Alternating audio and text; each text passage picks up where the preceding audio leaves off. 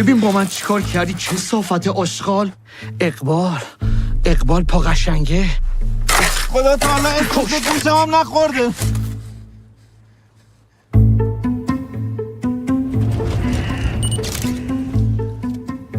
پا قشنگه رو پیدا کردم.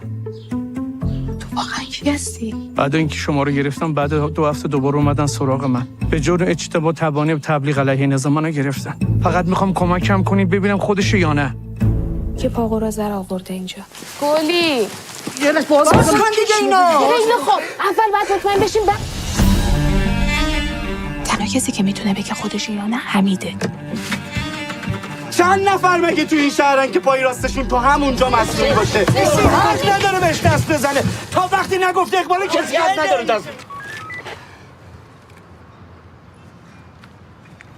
خسته نباشیم. من کارم عکاسی و فیلمبرداری از عروسیه. اومدیم اینجا یه 2 تا عکس بگیریم میریم سریع. اینجا؟ آره ویو به این قشنگی.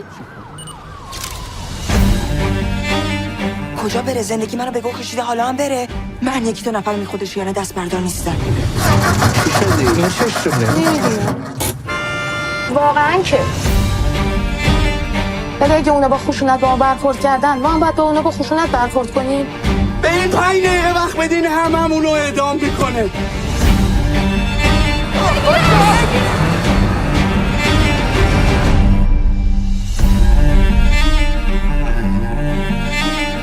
از صبح که دیدمتون فهمیدم یه دونتون این کاره نیستی.